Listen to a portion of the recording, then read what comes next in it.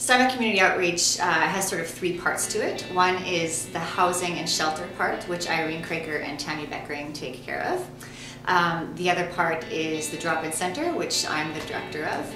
And the third part of it is a preschool nutrition program, which I also run. So our clientele is generally the poor and the homeless in Steinbach community and surrounding area. Our motto for Steinbach Community Outreach is restoring dignity through meeting basic needs, which are food, clothing, shelter, and connection, community. We find our clientele, sometimes they just come to us, word of mouth. Oftentimes Irene will get a phone call, sometimes in the middle of the night, from a concerned citizen or the hospital or the RCMP, someone who's been made aware of someone that's on the streets and needs help, and then she will contact them, and that's sort of how the whole process begins. Yeah, we work a lot with many of the organizations in town, including Soups On. We work very closely with Today House because that's sort of the shelter aspect of what we do. And we also work closely with Helping Hands as well. I guess what we provide sort of fills in some of the gaps that some of the other organizations don't.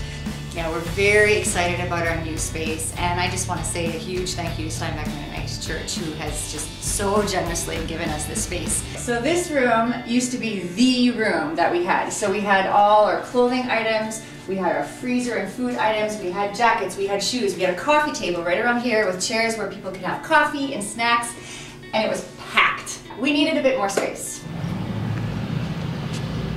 And now we have all of this. Come on.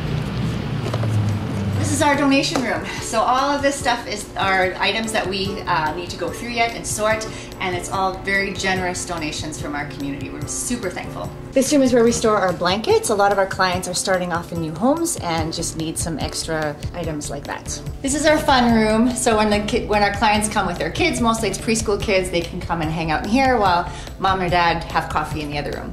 So this is what we call our weekly room, and people can come in here once a week. They can go through some clothing items, get some clothing items, and we hand out a meal for the family. So we've got casseroles, bread, soups, and that kind of thing. A lot of our guests really need help buying toiletries, such as toilet paper, shampoos, soaps, those kinds of things.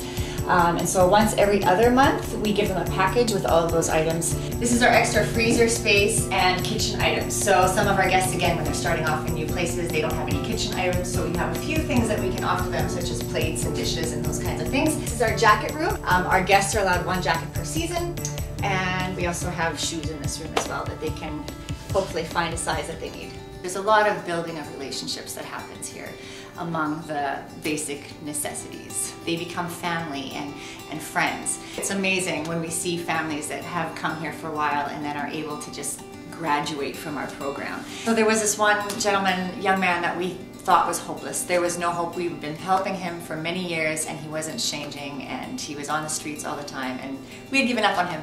And one day we stopped seeing him, and about a year later he came back, and he was clean and he was well spoken and he was dressed nicely, and we were just like shocked beyond belief. There are a number of ways that our community can help. First of all, financial donations are always accepted.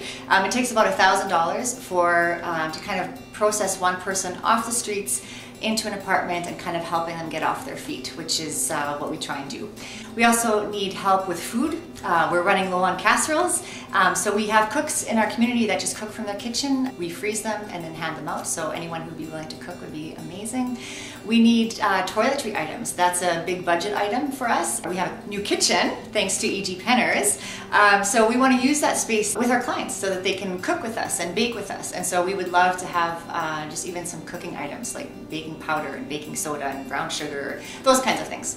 And all donations can be brought to Steinbach Community Outreach at the Steinbach Mennonite Church, and we have our own separate blue doors. We can do so much now. We can dream.